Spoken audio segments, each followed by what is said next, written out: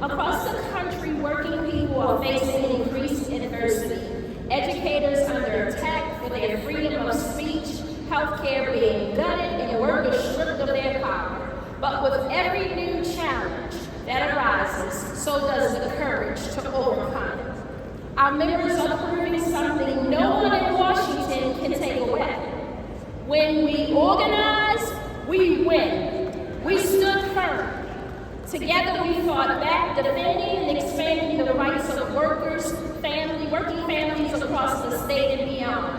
And our union has made sure Maryland lawmakers and leaders make clear exactly which side of the aisle are they on.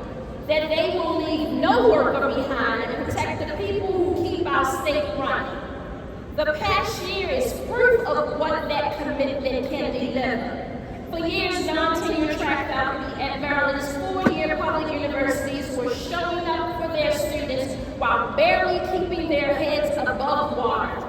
Without a seat at the table, without a voice, without collective bargaining rights that nearly every other public employee in Maryland already has.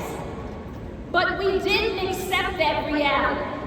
We fought and we organized.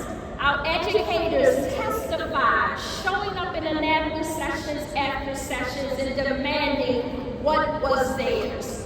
This year, we won. Maryland signed into law legislation extending collective bargaining rights to the vast majority of non-tenure track faculty at our four-year public universities.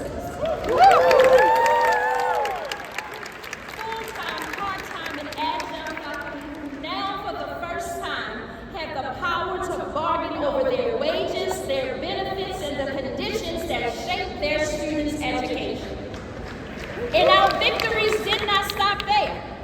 At the University of Maryland Medical Center, residents and fellows voted unanimously to ratify a historic union contract, the first of its kind in Maryland. These physicians, the backbone of Baltimore's healthcare system, now have the salary increases, workplace protections, and support they need to care for every person who walks through the hospital doors. Now I will yield my time to